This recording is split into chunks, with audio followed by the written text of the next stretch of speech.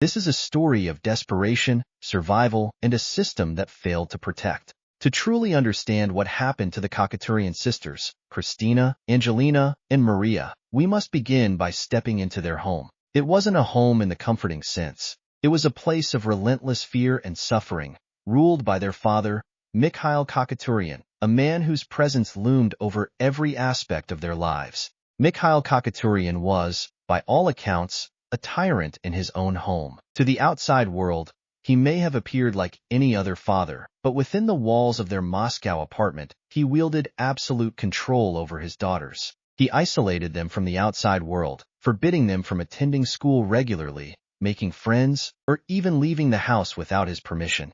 He dictated their every move, their every word, and even their appearance. But his control didn't stop at restrictions. For years, the sisters endured unimaginable physical, psychological, and, allegedly, sexual abuse at his hands. Witness accounts and evidence later revealed that Michail would regularly beat the girls with belts, sticks, and even furniture. He humiliated them, forcing them to sleep in the hallway as a form of punishment. The sisters lived in a constant state of terror. He had been aggressive not only to his wife and kids, but also to people outside.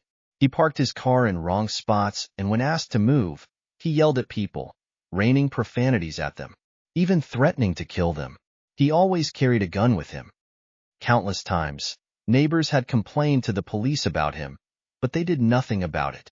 It was possible that he had strong connections with law enforcement. No one knew what he did for a living. He wasn't known to have a regular job, even if he left the house daily.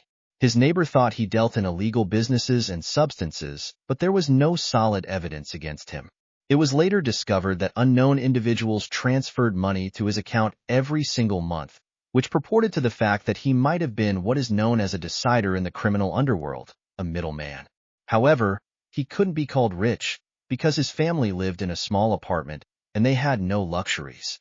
He owned weapons at home, and when in angry rages, he pointed the gun at people in his house.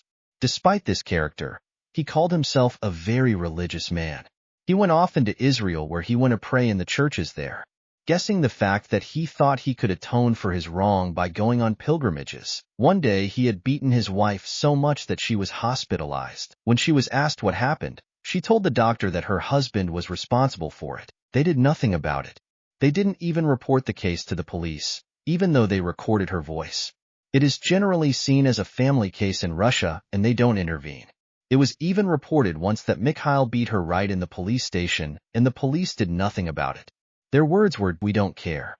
These are your family matters." Before the incidents with his daughter began, it was mentioned that Michail had always been nice to them when they were kids. Even their school teachers attested to that, adding that the girls were always happy and quite cheerful.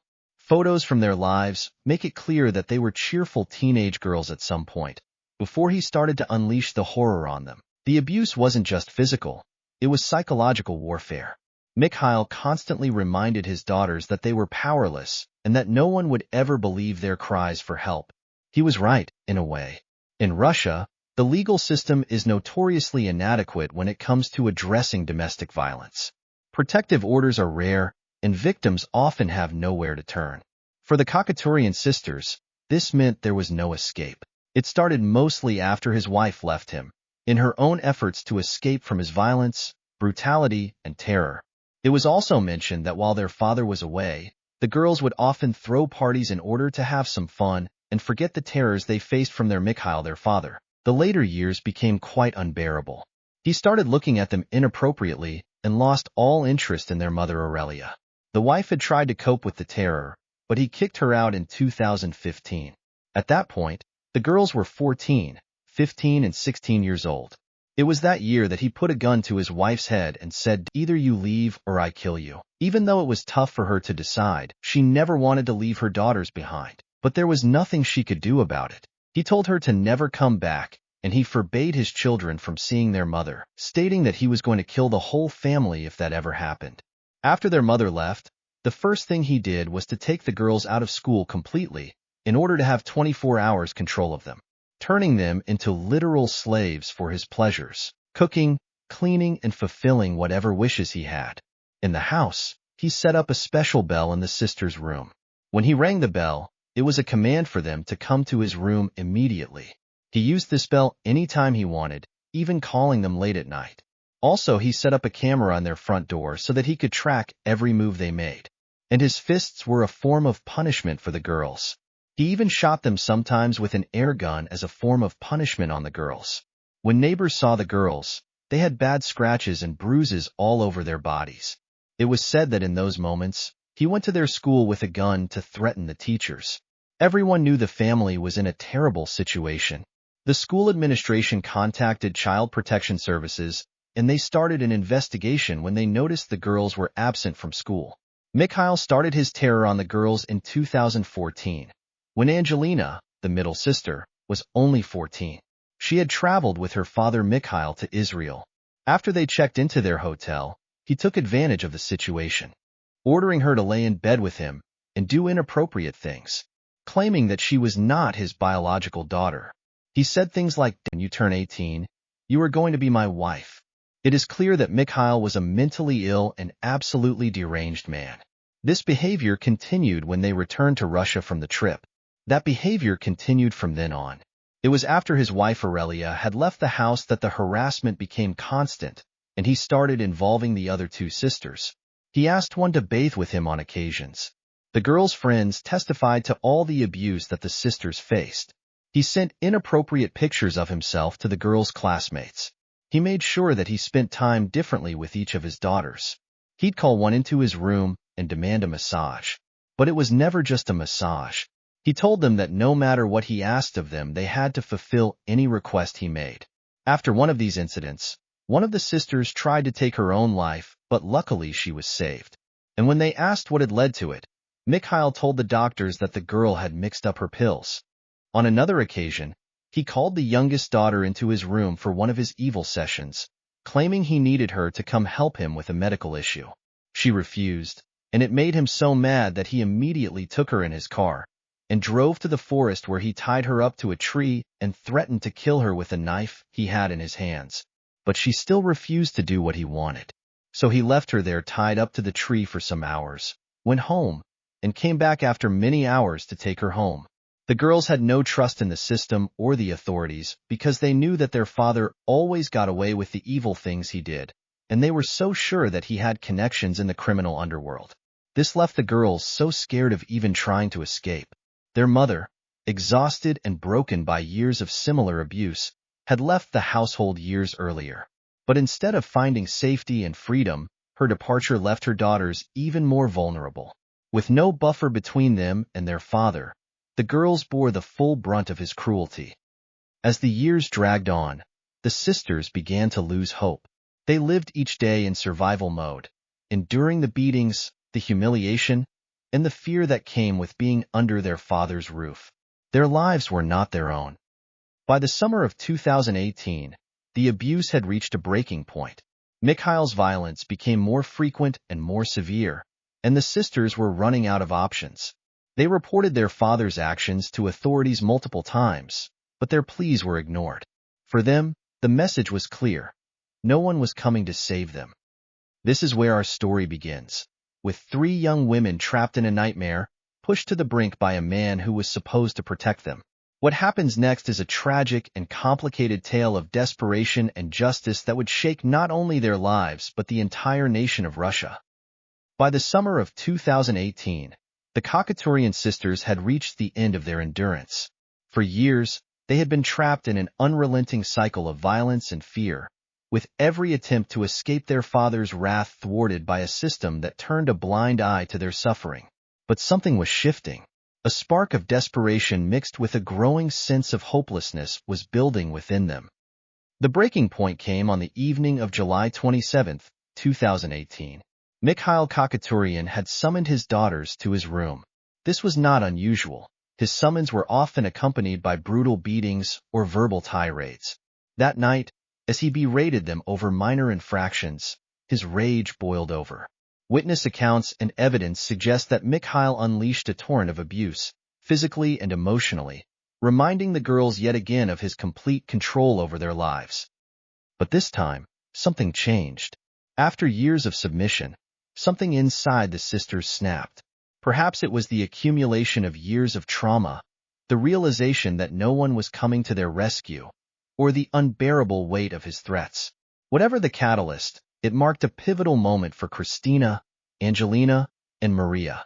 They decided that if the system would not protect them, they would have to protect themselves. Later that night, as Michail fell asleep in his chair, the sisters gathered together. The three of them, aged just 19, 18, and 17, shared a desperate understanding. If they didn't act, the violence would never end. Reports from the investigation indicate that their father had recently threatened to kill them, a threat they took seriously given his history. For them, it wasn't just about ending the abuse, it was about survival. The sisters took action. Armed with a hammer, a knife, and pepper spray, they confronted their father in his sleep. It was not a calculated plan. It was a chaotic act born of fear and desperation. In the struggle that followed, Michail Kachatorian was fatally injured. When it was over, the sisters called the police themselves, confessing to what they had done. When the authorities arrived, they found a grim scene. Michail's lifeless body and three terrified young women, shaken but resolute. The sisters were immediately taken into custody. Their faces showed a mixture of relief and fear. Relief that the nightmare was finally over, but fear of what lay ahead. News of the incident spread quickly, and the details of their father's abusive reign began to surface.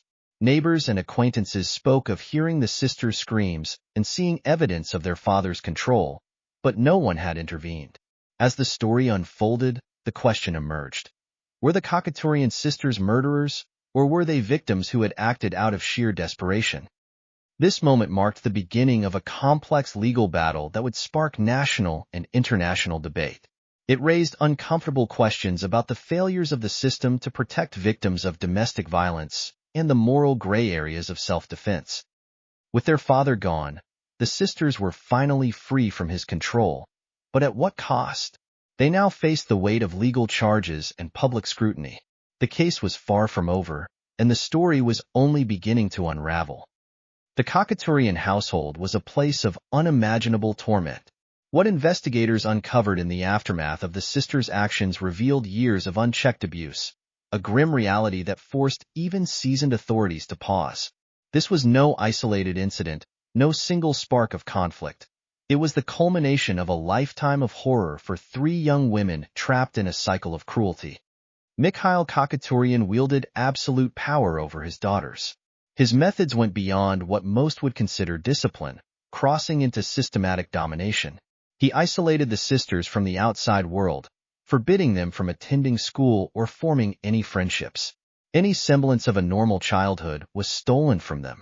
Instead, their lives were dictated by a rigid, arbitrary set of rules designed to strip away their autonomy and identity. The physical evidence was damning. The sisters bore scars on their arms, backs, even their faces, that told the story of years of violent beatings. These weren't isolated incidents of anger, but deliberate and sustained patterns of punishment. Investigators found evidence that Michail used objects, from belts to sticks, to inflict pain. But physical abuse was only part of the nightmare. Michail's control extended into every corner of their lives, creating an atmosphere of unrelenting psychological terror. He demeaned them constantly, calling them names and making cruel remarks designed to erode their self-worth. Any act of defiance, however small, was met with swift retribution. He would lock the girls in a room for hours, or even days, without food or water. To him, they were not daughters but possessions, tools for his control and gratification. As horrifying as the physical and emotional abuse was, the allegations of sexual violence added an even darker dimension. The sisters disclosed that Michail violated their privacy in unspeakable ways. He treated their bodies as objects to control and humiliate, further compounding the trauma they endured. These details, corroborated by forensic evidence, painted a harrowing picture that shocked even those familiar with cases of domestic violence. Perhaps most chilling was Michail's use of fear to maintain his power. He owned a firearm and frequently brandished it, making clear that any attempt to resist or escape would end in death. This wasn't an idle threat. He openly told his daughters that if they ever disobeyed him, he would kill them, and they believed him. Their world was one where every moment carried the weight of that threat, a life where safety was an illusion. The sisters tried to seek help. They reached out to extended family, only to be met with indifference or, worse, admonishment. Relatives dismissed their accounts, telling them to endure for the sake of family honor. Even when the sisters attempted to report their father to the authorities, their pleas were ignored. Police dismissed their complaints as domestic matters, leaving them trapped and unsupported. To the outside world, the Kachatorian family may have appeared troubled, but few could have imagined the depth of suffering happening behind closed doors. The sisters were isolated not just by their father's control, but by a system that failed to protect them at every turn. They lived in a void of hope, with no avenue for escape. This brutal environment shaped the events of that fateful day in July. Their actions were not born out of malice or premeditated hatred, but out of desperation, the result of years of psychological and physical trauma. The public, upon learning these details, began to view the sisters not as perpetrators, but as victims who had been pushed to the very brink of survival. With the horrors of their abuse exposed, the story took on a deeper complexity. It became not just about their actions, but about the failures that allowed such abuse to persist. And as society grappled with these revelations, the stage was set for a legal battle that would force the world to confront the limits of justice in the face of such profound suffering. As the details of the Kachatorian sisters' lives came to light, the legal proceedings against them took a dramatic turn. What began as a straightforward case of patricide quickly transformed into a deeply polarizing debate, one that questioned the boundaries of justice, morality, and the law's ability to comprehend extreme abuse. The initial charges against the sisters were severe. They were accused of premeditated murder, a charge carrying the potential for long prison sentences.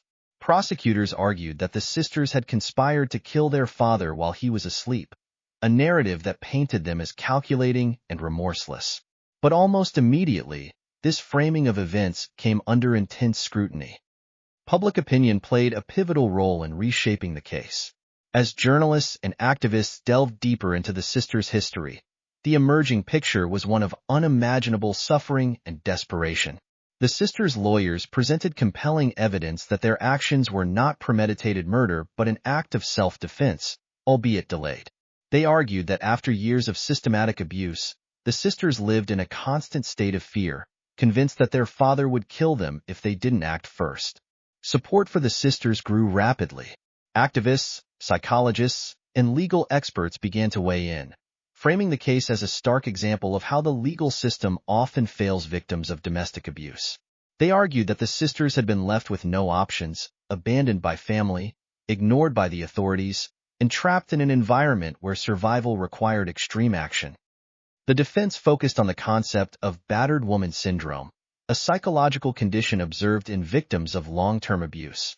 This condition, experts explained, can cause victims to feel utterly powerless and unable to leave their abuser, even when opportunities arise.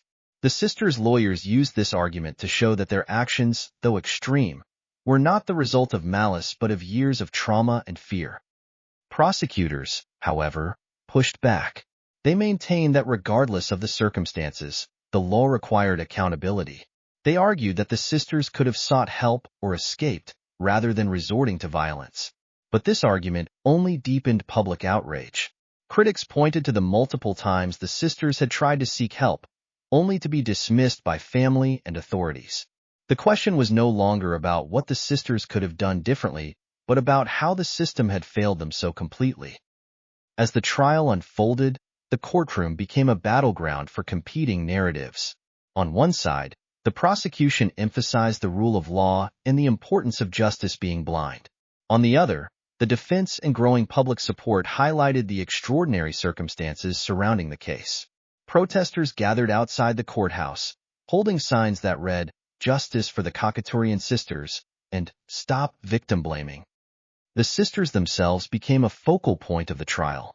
In court, they appeared subdued, their demeanor shaped by years of living in fear. They expressed remorse, not for ending their father's life, but for the fact that violence had become their only option. Their testimonies were haunting, describing a life that felt more like imprisonment than family.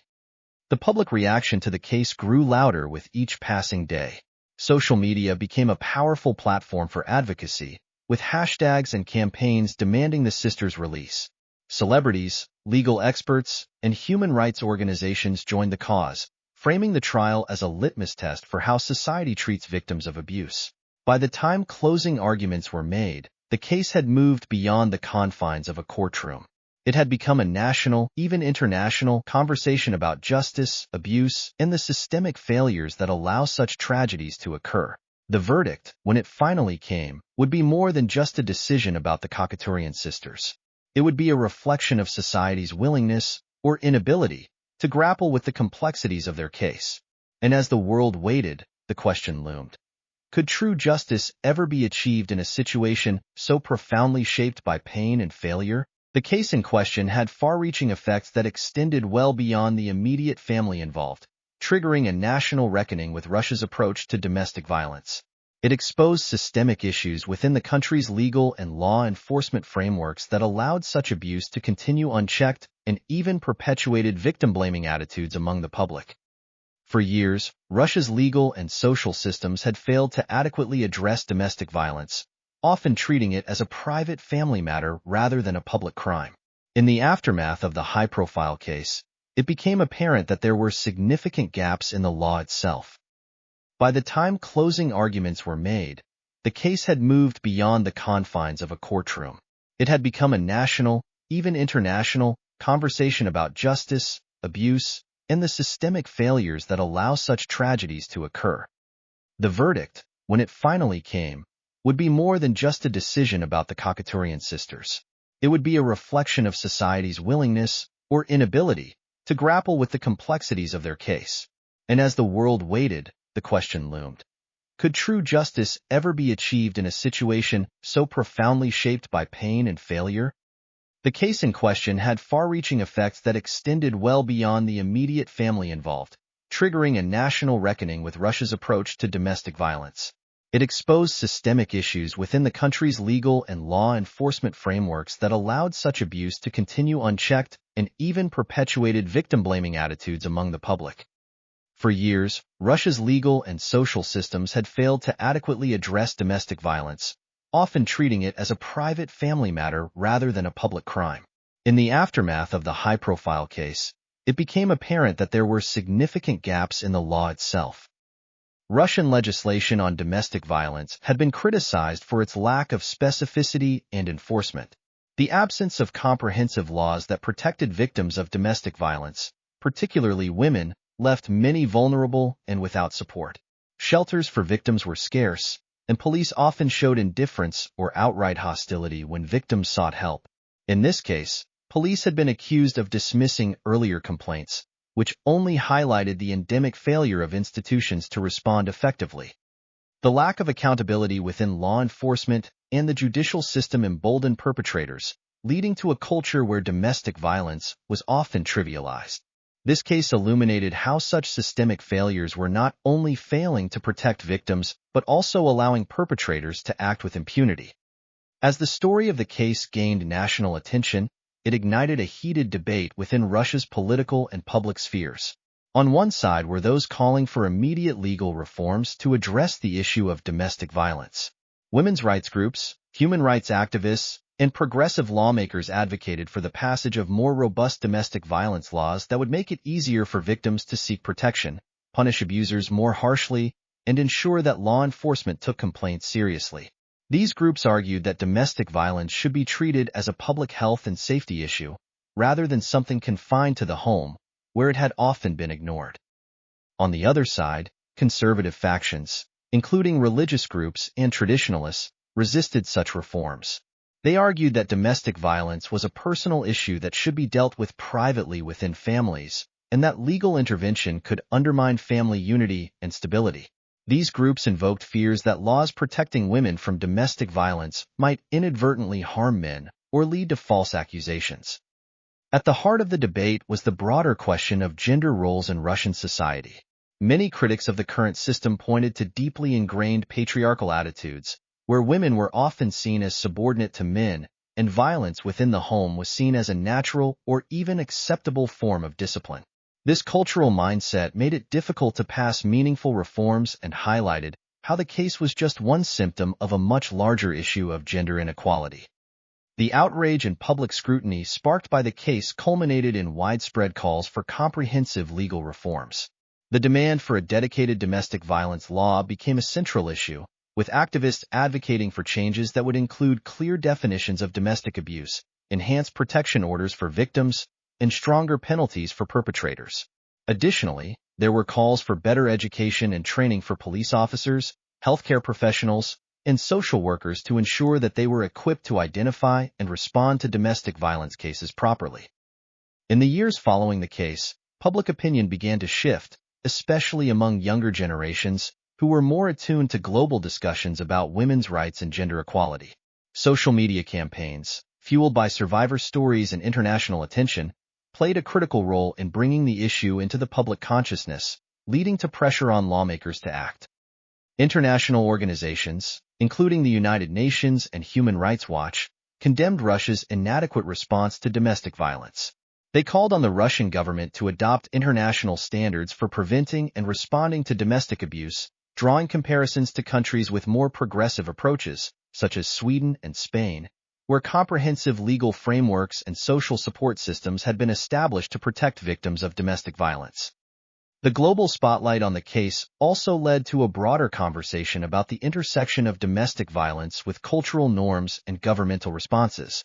Many commentators noted that while the case highlighted Russia's deficiencies, it also mirrored challenges faced by other countries with entrenched gender inequalities and underdeveloped legal responses. Comparisons to similar cases in countries like the United States, India, and Brazil emphasize the need for systemic change across the world, not just in Russia. In particular, the #MeToo movement, which had gained momentum globally, found resonance in Russia as well.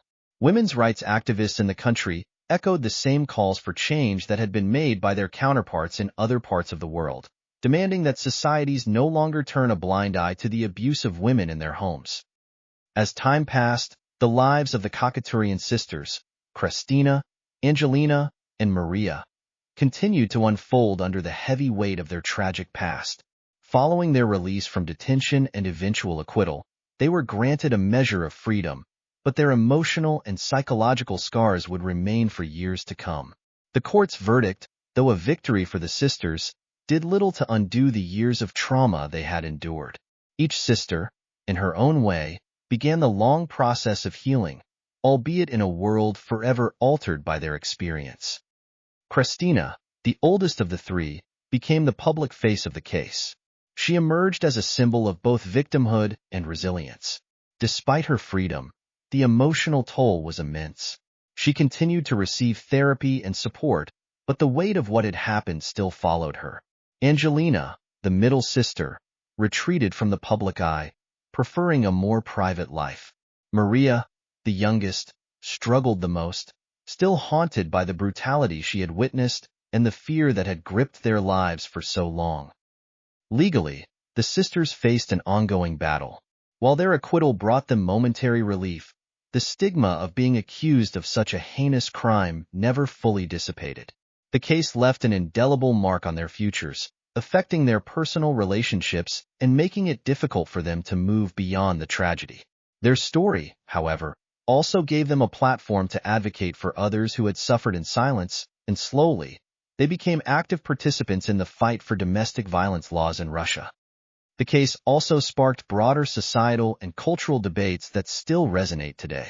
The Kachatorian tragedy became a flashpoint for discussions about the treatment of women in Russia, domestic violence, and the entrenched patriarchal structures that had allowed such abuse to persist. Public awareness of the epidemic of domestic violence in Russia grew, and there was an increasing recognition that the legal system and law enforcement had failed to protect vulnerable women and children. Yet, despite the widespread outcry, real change proved slow. Calls for stronger laws to protect victims of domestic violence continued to intensify. The case revealed the shocking gaps in Russian law and its failure to provide adequate protection for those suffering from abuse. Activists, women's rights groups, and a growing movement of citizens rallied to demand that the government implement a comprehensive domestic violence law.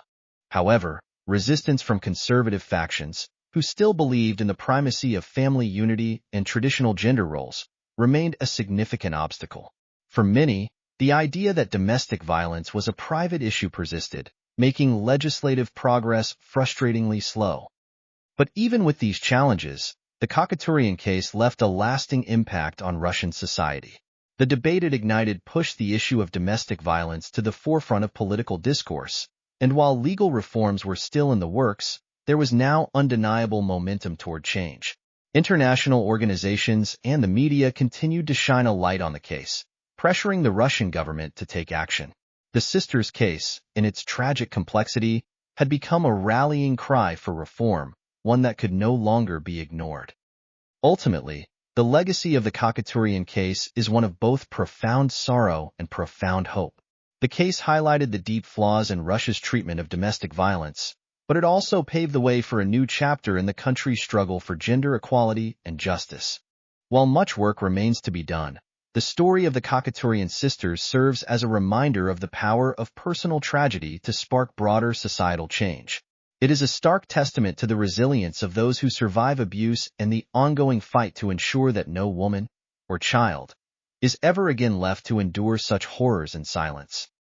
In the years ahead, the case will continue to be remembered as a catalyst, a moment in Russian history when the conversation about domestic violence was forever changed. And perhaps, through the pain and the struggles, a brighter future will emerge, one where victims are believed, protected, and empowered to seek justice. Hit the subscribe button and turn on notifications as we bring you new stories daily. See you in the next video. Thanks for watching.